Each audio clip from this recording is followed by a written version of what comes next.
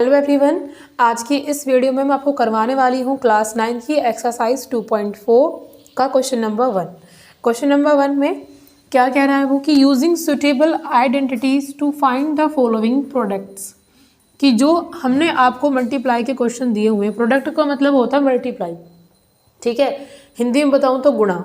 तो हमने जो आपको प्रोडक्ट के क्वेश्चन दिए हुए हैं उसमें आप देखिए पहले कि कौन सी आइडेंटिटी आपको लगा सकते हैं आप या लगानी चाहिए, फिर आप उस क्वेश्चन को सॉल्व कीजिए, ठीक है। तो इसमें आपको पहला क्वेश्चन जो दिया हुआ है वो दिया हुआ x+4 एंड x+10। आपका पहला क्वेश्चन है x+4 एंड x+10। तो हमारी आइडेंटिटीज हम कैसे पहचानेंगे? देखिए, आपका एक फॉर्मूला होता है a+b का होल स्क्वायर, a का स्क्वायर प्लस b का स्क्वायर प्लस 2ab। एक होता है आपका a-b का होल स्क्वायर, a का स्क्वायर प्लस b का स्क्वायर माइनस 2ab। एक होता है आपका a+b a-b बराबर a का स्क्वायर माइनस b का स्क्वायर। कुछ बच्चों के फॉर्मूले समझ में भी नहीं आते हैं, मतलब आपको यहाँ पे a जहाँ लिखा रहता है ना, ए यहाँ पे भी सेम नंबर लिखा मिलेगा, यहाँ पे वही नंबर, बी की जगह वही नंबर लिखा मिलेगा, यहाँ पे वही नंबर। बस फर्क इतना रहेगा कि यहाँ पे प्लस लगा रहेगा और यहाँ पे माइनस, वहाँ पे ये फॉर्मूला लगाना है। अब लगाते कैसे हैं वो देखते हैं इस क्वेश्चन में। देखिए x+4 x+10, तो हमारे ये दोनों नंबर तो मैच कर रहे हैं, लेकिन ये दोनों नंबर हमारे मैच नहीं कर रहे हैं। अगर हमारे मैच कर रहे होते तो हम इनमें से कोई सी भी एक आइडेंटिटी लगा सकते थे, ठीक है। अब हम क्या करते हैं, जब ये मैच नहीं कर रही आइडेंटिटी तो हम डायरेक्ट मल्टीप्लाई करते हैं। कैसे? पहले x की मल्टीप्लाई x+10 में और फिर प्लस के 4 की मल्टीप्लाई x+10 में। यहाँ तक क्लियर? अब आगे चलते हैं। x की मल्टीप्लाई x में करेंगे तो x की पावर कितनी हो जाएंगी? 2। मतलब x की मल्टीप्लाई अगर आप x में करते हो तो x कितने x हो जाएंगे? 2। तो जब मल्टीप्लाई करते हैं तब पावर पे फ़र्क पड़ता है, लेकिन अगर आप x और x को जोड़ते हैं तो बेस पे फ़र्क पड़ता है, यानी कि यहाँ पे आगे 2 आ जाएगा। जब प्लस होता है तो 2x ऐसे लिखे जाते हैं, जब गुणा होती है तो पावर पे फ़र्क पड़ता है, ठीक है। अब आगे प्लस 10 की मल्टीप्लाई x में तो 10x हो जाएगा, प्लस 4 की मल्टीप्लाई x में तो 4x हो जाएगा, प्लस 4 की मल्टीप्लाई 10 में तो 4 10 जा 40।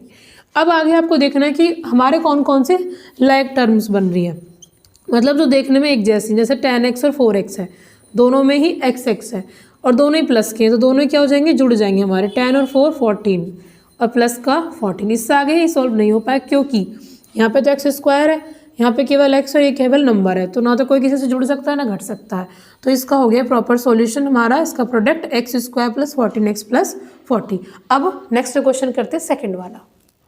सेकंड क्वेश्चन है x+8 x - 10। अब इसमें भी हमारी कोई भी आइडेंटिटी नहीं लग रही, तो डायरेक्ट मल्टीप्लाई करते हैं। x की मल्टीप्लाई x - 10 में और यहाँ से +8 की मल्टीप्लाई x - 10 में। तो x की x में करेंगे, मैंने आपको अभी समझाया x²।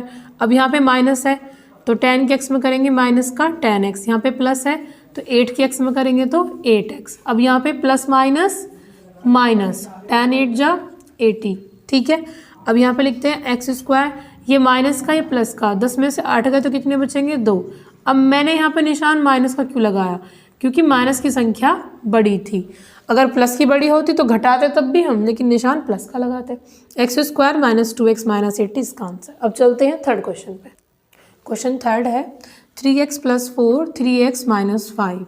तो आप सबसे पहले इसमें भी हमें कोई आइडेंटिटी नज़र नहीं आ रही है, 3x ऐसे लिखेंगे, 3x - 5 में मल्टीप्लाई, ऐसे ही फिर यहाँ पे प्लस का 4 लिखेंगे और 3x - 5 में इसकी भी मल्टीप्लाई करेंगे।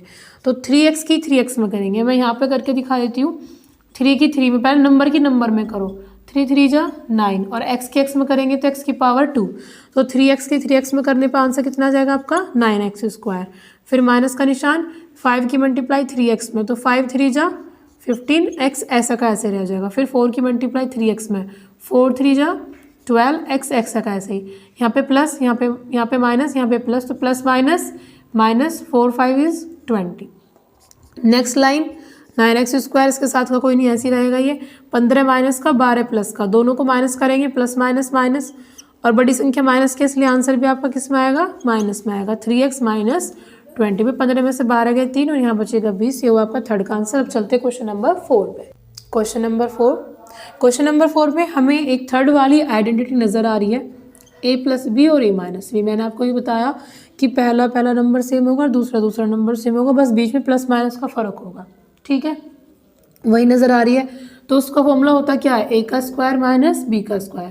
तो हम सबसे पहले ए वाली चीज़ को पकड़ेंगे, वाई स्क्वायर है ना हमारा ये, तो हमें इसका भी क्या करना है, स्क्वायर, बीच में लगाना है माइनस, हमें बी वाले डिजिट का भी स्क्वायर करना है, यानी कि 3/2 का भी हम क्या करेंगे, स्क्वायर करेंगे।